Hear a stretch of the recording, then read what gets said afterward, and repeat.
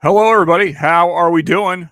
Another live review here on Whiskey Wars.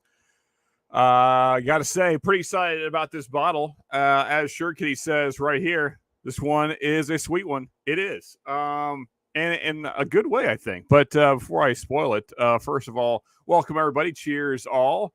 Glad to see you all here on a Wednesday afternoon. As always, appreciate you hanging out. But yeah, so today we're going to be getting into Still Austin Red Corn Bourbon Whiskey there, as you can see. It is a bottle and bond product, 100 proofer there. And yeah, there's going to be a few of these a year that Still Austin's going to be putting out, different bottle and bond products to kind of fit the various seasons. I guess they got a rye coming out later this year as well. It'll be bottle and bond and a couple other things. So yeah, going to be pretty cool that going to have some new releases coming from Still Austin, and this is their latest one. So let's go ahead and get into it. Of course, it is at least 4 years old and 100 proof since it is bottle and bond. And red corn bourbon, which is a pretty rare thing to find. Not a ton of those on the market. So it's always neat to have kind of a different profile out there available. We'll let that kind of sit in the glass for a second here while I just say hello to everyone in chat. I'm going to roll that around a little bit. Kind of did a few tastings of this yesterday just to kind of get my thoughts on it. And I got to say, folks, it's a pretty good one. Yeah, you should find a way to get one. But Greg in the house, what's up, buddy? Mike Meyer as well. Sugar Kitty there saying it's a sweet one. Tater Dom, cheers to Cowboy and everyone. Appreciate that. Never seen a Still Austin. Well, hopefully that will change soon. Hopefully we start seeing these products getting put out to more places. I got to change the profile pic sometime soon. Fair enough. Yeah.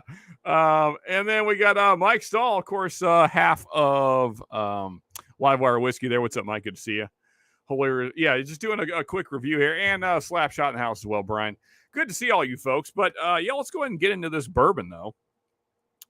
Yeah, red corn bourbon. Pretty exciting stuff. Really interesting nose. There's a slight nuttiness, not like a Beam or... not like Beam or Heaven Hill nuttiness. This is kind of its own thing. Very kind of Snickers bar on the nose.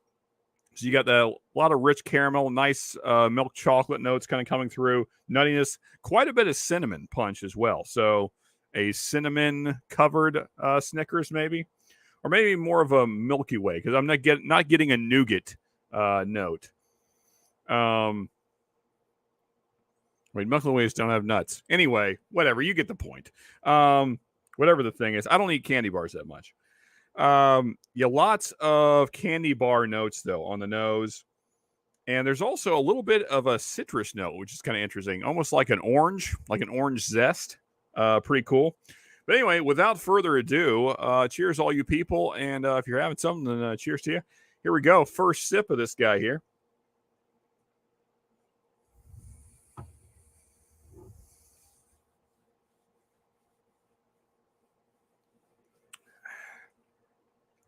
Man, that Still Austin is delicious. Really, really flavorful for a 100 proofer. I will say, if this is a knock for anyone out there watching this review, whether currently or in the future, it does drink a little hotter than 100 proof. So if you're the kind of person that doesn't like that punch, just something to note, I wouldn't say it drinks a lot hotter, maybe 105, 110. But it does drink a little hotter than its proof point. I like that. I like a little bit of a punchy whiskey. I kind of collect barrel proofs, as most of you know. So I like that kind of extra punch. And what that does as well is it provides a lot of pop flavor-wise. Tons of really nice notes coming through on the palate. There's a really rich caramel note there, which is excellent, especially front of the palate. And a really nice sweet cinnamon.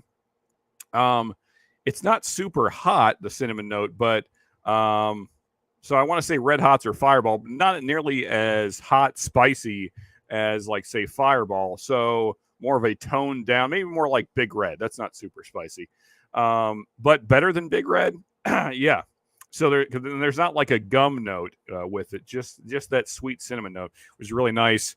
And then there's a really nice creamy chocolate note, and just kind of this bourbon in general, very mouth coating. Really coats the palate really nice, just nice mouth feel. It just it's a really nice. Let's go one more sip here. Really nice whiskey.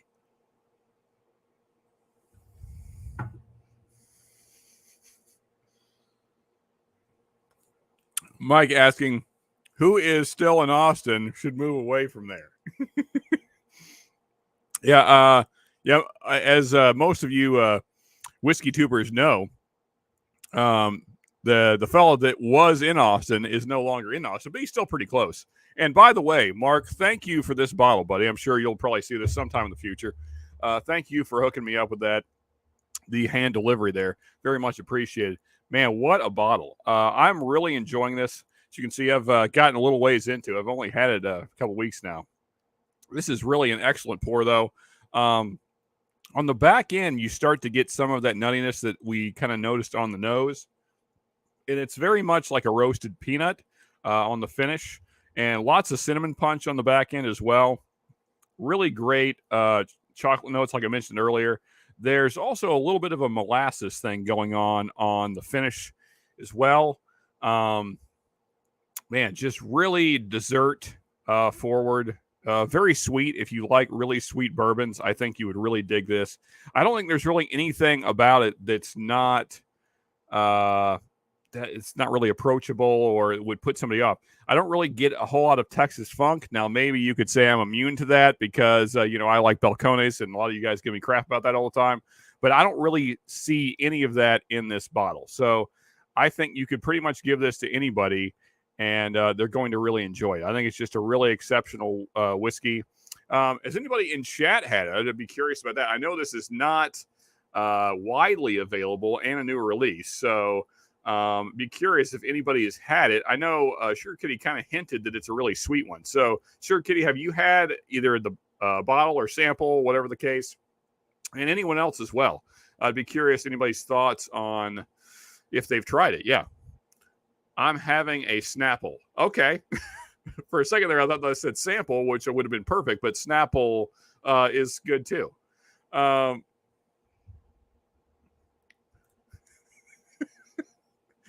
Okay. Fun facts from Snapple. Also, the Turks, or at least Katie in the house.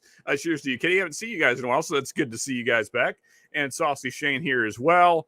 And I think that's everybody. So it looks like no one piping up about whether or not they've had it, but that's okay. Like I said, it is a new release. I think it's maybe Texas only right now. But if you have a buddy in Texas or, whatever the case, if you have some other means of finding this bottle, I think you absolutely should. I think it's a really great bottle. I believe it's around $60 to $70, which I know is a little pricey for a bottle and bond product. But, Heaven Hill Bottle and Bond is basically the same price. And I think this blows that out of the water. I think this is a far better bottle. It might be $10 more, but worth the $10, every bit of it. This is one of my actually favorite releases from Still Austin, just one of my favorite bottles this year. I'd be curious to see how it does later in the year when we're narrowing down things and seeing what bottles will become our favorite of the year. But, really great bottle. I think for the price and what you're getting, it's maybe a little high, but I understand that Still Austin's still kind of like in that kind of crafty, small distillery kind of market. So I understand that, is that things are maybe a little more than the big guys, but I think still good value. I would say score-wise, like a solid, I'm going to go 8.8 out of 10. Really great bottle. If you guys can get your hand on one or several, you should do so. Let me just make sure no one else said anything else about that. Let's see here. Okay, so Turks have had it. We've had it and agree that it is sweet. Definitely like the direction they are going. There you go. Cool. Yeah, I do as well, Katie. Might have had this too, perhaps even due to Magnanimous gentleman near Austin.